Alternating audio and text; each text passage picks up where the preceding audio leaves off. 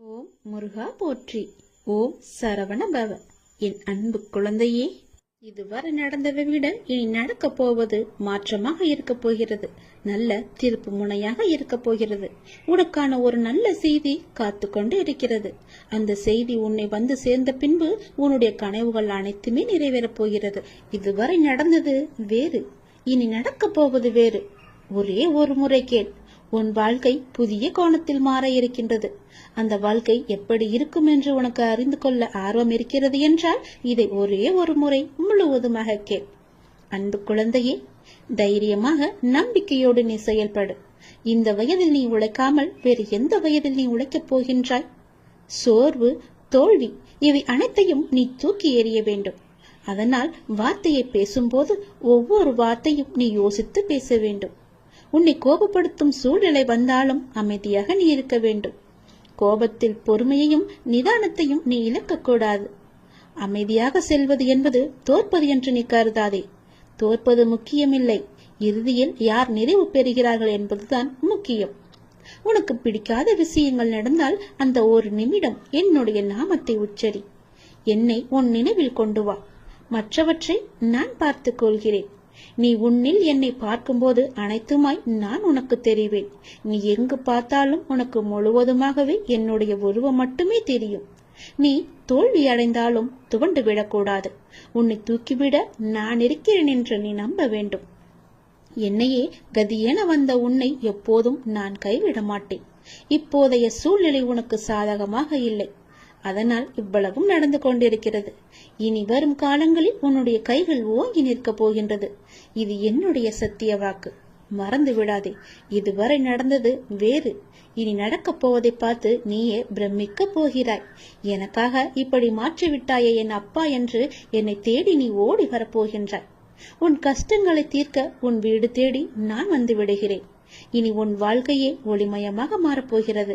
எல்லாமே உனக்கு வெற்றியாக மாறப்போகிறது. உன்னுடைய வாழ்க்கையில் மகிழ்ச்சி நிலைத்து நிற்கப் போகிறது. நான் உன் வீட்டிற்கு உள்ளே வரலாமா? என்னை அழைத்து செல்வாயா? உன் வாழ்க்கையில் நல்லது நடக்க என்னை உன் வீட்டிற்கு உள்ளே அழைத்து போ. நம்பிக்கையுடையவருக்கு நிச்சயம் என்னுடைய காட்சி உண்டு.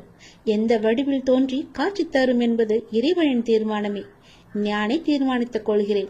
காத்திரு, நிச்சயம் உனக்கான காலம் கனிந்து வரும். கவலைப்படாதே. எந்த சூழ்நிலையிலும் கவலை கொள்ளாதே, பயப்படாதே.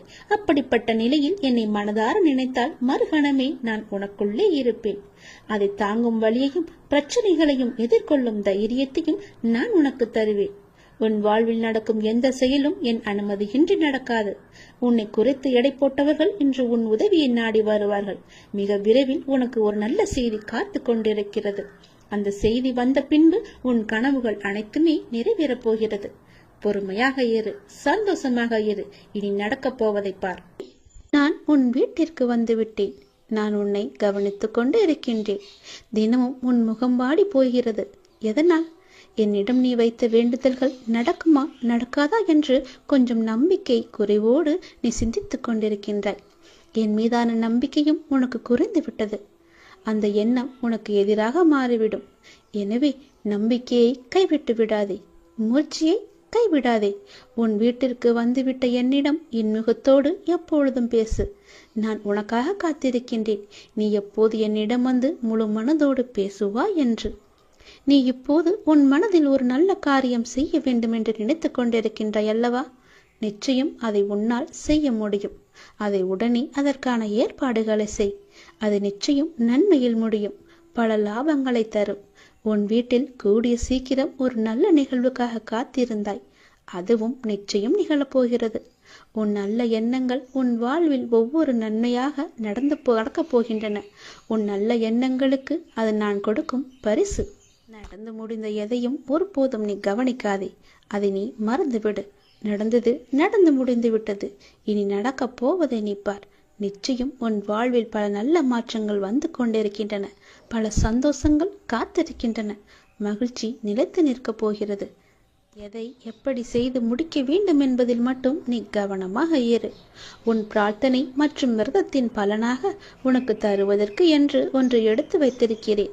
விரைவில் உனக்கான சரியான காலம் சூழல் எல்லாம் உருவாக்கப்பட்டு அது உந்தன் கையில் வந்து சேர்க்கப்படும். உனக்கு எது கிடைக்க வேண்டுமோ அதை யார் தடுத்தாலும் உன் கைகளில் வந்து சேரும். உன்னுடைய விரத காலங்களில் முன்பை விட இப்போது நல்ல நிலையில் இருக்கின்றாய். நான் உன்னோடு இருப்பதை நீ நிச்சயம் உணர்ந்திருப்பாய். உன் வாழ்க்கையில் நீ மென்மேலும் உயர்வதற்கான நல்ல காலத்தை நீ நெருங்கிவிட்டாய். அதற்கான ஏற்பாடுகளை இப்பொழுதே நீ செய்ய தொடங்கு. நிச்சயம் நீ நினைத்த மாதிரியே அந்த நல்ல காரியம் உன்னால் இன்றே நடைபெறுகட்டும். என் ஆசி உனக்கு எப்போதுமே இருக்கும் என்பதை நீ மறந்து விடாதே. என் மீது பாரத்தை போட்டுவிட்டு அந்த நல்ல காரியத்துக்கான முதல் வேலையை, முதல் பிள்ளையார் சுழியை நீ போட்டுவிடு. நிச்சயம் அது பல வெற்றிகளை குவித்து தரும். உனக்கு நன்மைகள் நடந்து கொண்டே இருக்கும்படி நான் மாற்றி அமைத்து தருகிறேன். அதற்கான கால நேரம் எல்லாம் வந்துவிட்டது. யார் தடுத்தாலும் இது நிச்சயம் நீ செய்ய வேண்டும்.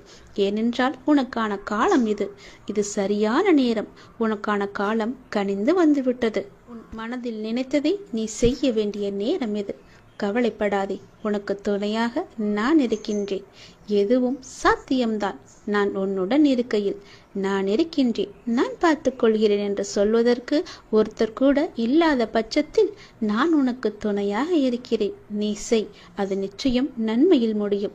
எனக்கு ஒருவர் இருக்கிறார், என் அப்பா இருக்கிறார் என்ற நம்பிக்கையோடு இதை நீ செய்ய தொடங்கு. எனக்காகத்தானே காத்திருந்தாய்? நானே உன் வீட்டிற்கு வந்து விட்டேனே, பிறகு ஏன் குழப்பம்? செய், நிச்சயம் அது நன்மையில் முடியும். உன்னை காண வந்து விட்டேன். இனி எல்லாமே உன் வாழ்க்கையில் நல்லது நடக்க நான் உனக்கு துணையாக இருக்கிறேன். என்னுடைய விபூதியை எடுத்து நீ பூசிக்கொள். நிச்சயம் அது உனக்காக மட்டுமே இருக்கிறது.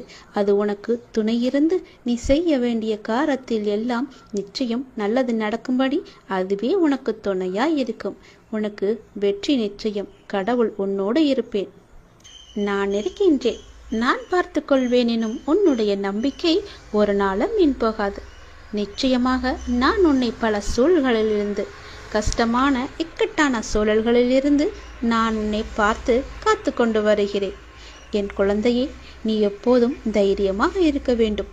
வாழ்வில் சில விஷயங்களை நீ பூதகாரணமாக கற்பனை செய்து அச்சம் கொண்டிருக்கின்றாய்.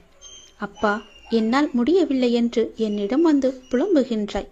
கவலைப்படாதே, நான் உனக்கு துணை நிற்கின்றேன். என்னுடைய கரங்கள் உன்னை நிச்சயம் காப்பாற்றும்.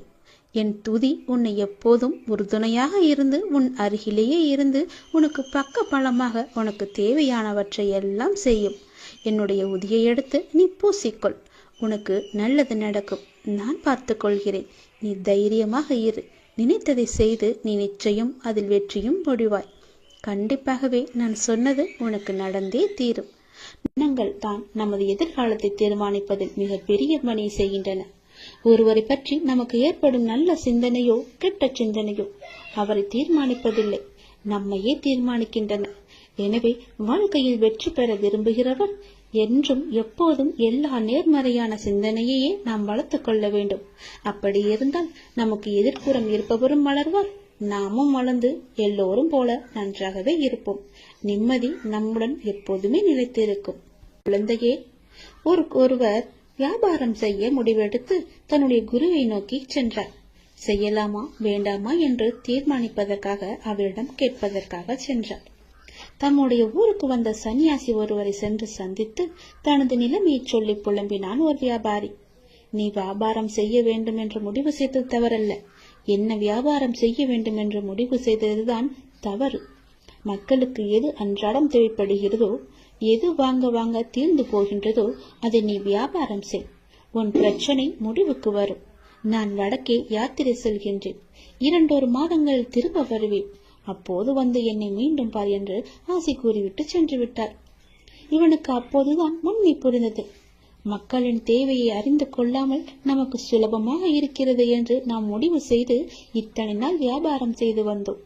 அதனால் தான் தோல்வியும் ஏற்பட்டது என்று உணர்ந்து கொண்டான். தொடர்ந்து தனது மனைவி மற்றும் நலம் விரும்பிகளுடன் ஆலோசித்து அந்த ஊரில் ஒரு காய்கறி கடையை திறந்தான். பக்கத்து ஊர்களுக்கு சென்று காய்கனி வகைகளை வாங்கி வந்து தனது கடையில் நியாயமான விலைக்கு விற்றான். இதைத் தொடர்ந்து வியாபாரம் சூடுபிடிக்க ஆரம்பித்தது. அவனுக்கு வாடிக்கையாளர்களோ பெருகினர். துறவியின் வாக்கு பழித்ததை எண்ணி அவன் மகிழ்ச்சி அடைந்தான். அவருக்கு மானசீகமாக நன்றியும் கூறினான். இந்த நிலையில் இவனது வியாபாரத்தை பற்றி கேள்விப்பட்ட பக்கத்து ஊர் செல்வந்தர் ஒருவர் இவனது கடைக்கு எதிரே இருந்த ஒரு காலி நிலத்தை வாங்கி அந்த இடத்தில் மிக பிரம்மாண்டமான கட்டிடம் ஒன்றை கட்ட ஆரம்பித்தார். தனது கடைக்கு எதிரே புதிய கட்டிடம் ஒன்று கட்டப்படுவதை பார்த்த இவன் என்ன ஏது என்று விசாரித்த போது மிக பெரிய பலசரக்கு கடை ஒன்று அங்கு வரப்போவதாகவும் அங்கு காய்கறி முதல் மளிகை சாமான்கள் வீட்டு உபயோகப் பொருட்கள் என அனைத்தும் கிடைக்கும் என்றும் கூறினார்கள்.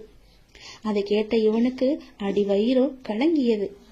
இத்தனை ஆண்டுகள் நஷ்டத்தில் வணிகம் செய்து வந்தோம். இப்போதுதான் ஓரளவு வியாபாரம் சூடு பிடிக்க ஆரம்பித்திருக்கிறது. இந்த நிலையில் இப்படி ஒரு போட்டியா? நான் என்ன செய்வேன் என்று தத்தளித்தான். இந்த கடை கட்டி முடிக்கப்பட்டால் எல்லோரும் இதற்குதானே செல்வார்கள். என் கடையை யார் எட்டி பார்ப்பார்கள்?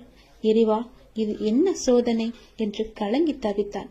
இந்த நிலையில் அந்த சன்னியாசியும் தனது யாத்திரை முடித்து திரும்பினார். அவரிடம் சென்று நடந்ததை விளக்கி, நான் இப்போது என்ன செய்ய வேண்டும் என்றார். ஒன்றும் வேண்டாம், நான் சொல்வதை போலவே செய். தினமும் காலை உன் கடையை திறக்கும் போது இன்று எனக்கு வியாபாரம் நன்றாக நடக்க வேண்டும் என்று கடவுளை பிரார்த்தனை செய். அப்படியே எதிர்ப்புறமும் திரும்பி அந்த புதிய கடையிலும் நன்றாக வியாபாரம் நடக்க வேண்டும் என்று பிரார்த்தனை செய். உப்புக்காக பிரார்த்திக்காமல் மானசீகமாக அதை விரும்பு. நல்லதே நடக்கும் என்றார். என்ன இப்படி சொல்கிறீர்களே என்று அவரும் ஒரு நிமிடம் குழம்பி போனார். என்னது, எனது போட்டியாளரும் நன்றாக இருக்க வேண்டும், அவருக்கும் நன்கு வியாபாரம் நன்கு நடக்க வேண்டும் என்று பிரார்த்திப்பதா என்று கேட்டார். ஆமாம், நீ அவருக்கு கூறும் ஒவ்வொரு வாழ்த்தும் நல்ல எண்ணமும் உனக்கே பன்மடங்காக திரும்ப வரும்.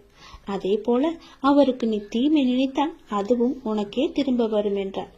அதே போல அவர் எங்கேனும் சந்திக்க நேர்ந்தால் ஒரு போட்டியாளரை பார்ப்பது போல் பார்க்காது, ஒரு நண்பரை நலம் விரும்பியை பார்ப்பது போல பார்த்து ஒரு புன்னகை செய் என்றார். அந்த சன்னியாசி மீதும் அவரது வார்த்தைகள் மீதும் இவனுக்கு பெரும் மதிப்பு உண்டு என்பதால் அவள் கூறியதைப் போலவே தினமும் முழு மனதுடன் தனக்காகவும் அந்த எதிர்கடைக்காரருக்காகவும் பிரார்த்தனை செய்து வந்தார். அந்த எதிர்கடைக்காரரை பார்க்கும் போதெல்லாம் புன்னகை செய்தும் வந்தார். இதன் பயனாக நாளடைவில் இருவரிடமும் ஒருவித நட்பு ஏற்பட்டுவிட தனது கடைக்கு காய்கறிகளை கொள்முதல் செய்யும் பொறுப்பை இவரிடம் விட்டுவிட்டார் அவர். விளைவு, இவனுக்கு பன்மடங்கு வியாபாரம் கிடைத்தது. நாளடைவில் இவன் கடையும் வளர்ந்து ஒரு மிகப்பெரிய காய்கறி சந்தையாகவே மாற்றிவிட்டான். ஒரு நேர்மறையான அணுகுமுறை, மனோபாவம் எந்த அளவு அவரது வாழ்க்கையை மாற்றியிருக்கிறது என்று பாருங்கள். நாம் இந்த உலகத்தில் தனியாக இல்லை. ஒவ்வொரு விஷயமும் ஒன்றுக்கொன்று பிணிந்தவைதான். நமது தான் நமது எதிர்காலத்தை தீர்மானிப்பதில் மிக பெரிய பணியை செய்கின்றன. ஒருவரை பற்றி நமக்கு ஏற்படும் நல்ல சிந்தனையோ கெட்ட சிந்தனையோ அவரை தீர்மானிப்பதில்லை, நம்மையே தீர்மானிக்கின்றன.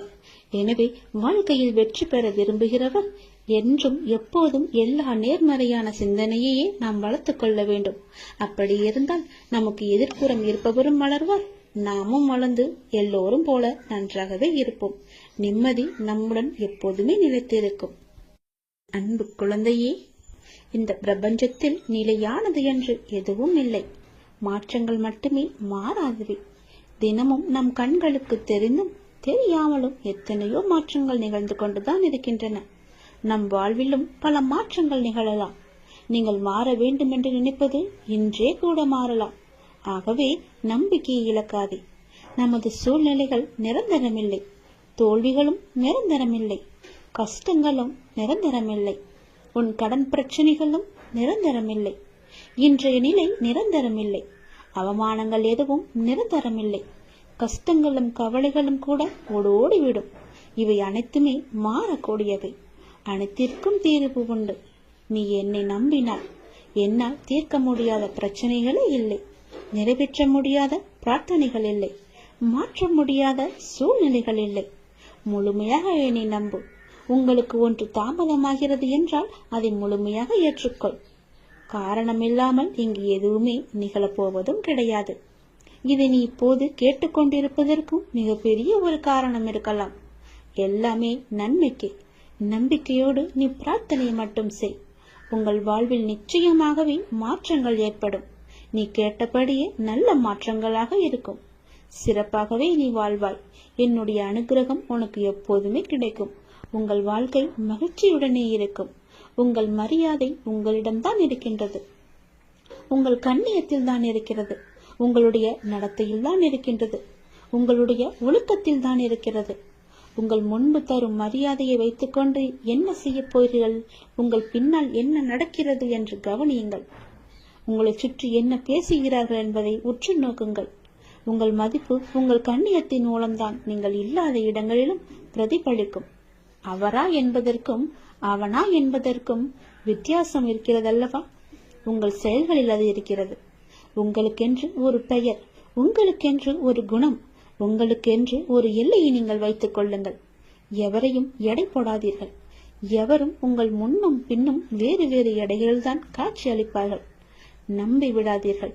யாரையுமே நீங்கள் நம்பி விடாதீர்கள். பெயரை வைத்துக்கொண்டு என்ன செய்ய போகிறோம் என்று நினைக்காதே. அதுவே உங்களின் ஒரே நிம்மதி. நாம் என்னும் உயர்ந்த எண்ணங்கள் நம்மை சிறந்த மனிதராக மாற்றுகிறது. நமது வார்த்தைகளை நம்மை விரைவி கொடுக்க வைக்கிறது.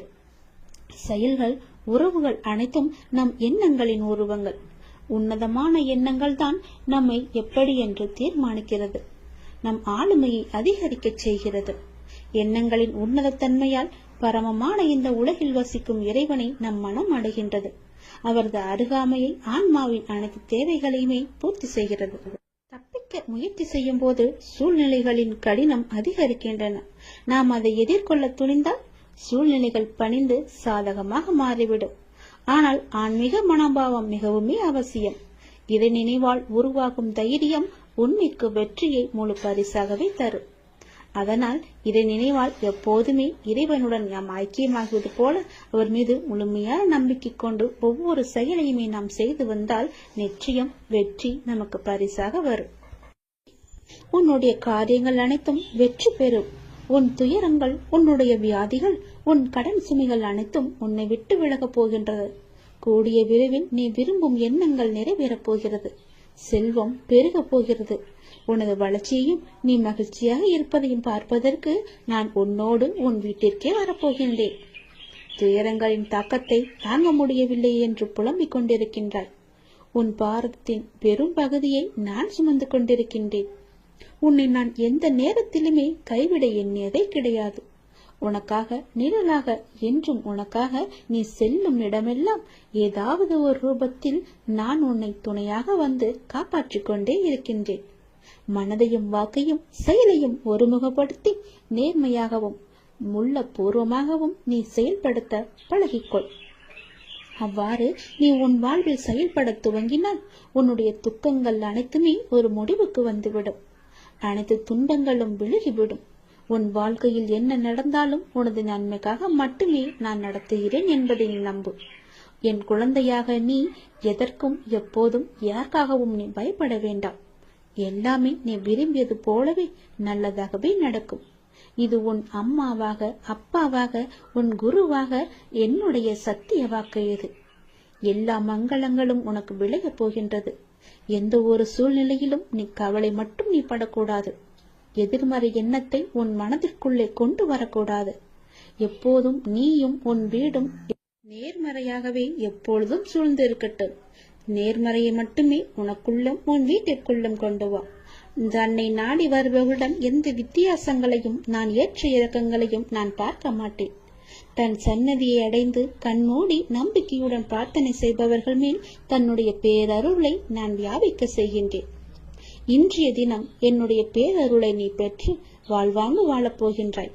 சந்தோஷங்கள் பொங்க நான் உன்னை ஆசீர்வதிக்கின்றேன்.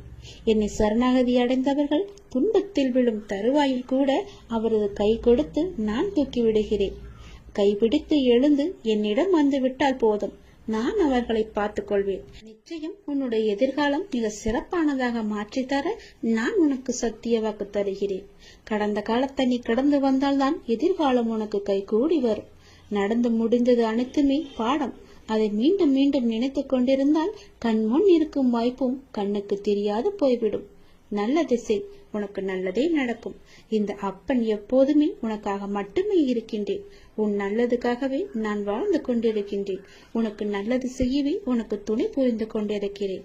எல்லாவற்றிலும் நீ ஜெயிக்க என்னுடைய ஆசைகளையும் எப்போதும் நான் உனக்கு வழங்கிக் கொண்டே இருப்பேன். நல்லது நடக்கும். நான் உனது கோரிக்கையை நிறைவேற்றப் போகின்றேன். இரட்டிப்பு மகிழ்ச்சியுடன் நல்ல செய்தி சொல்லத்தான் நான் இப்போது வந்திருக்கிறேன்.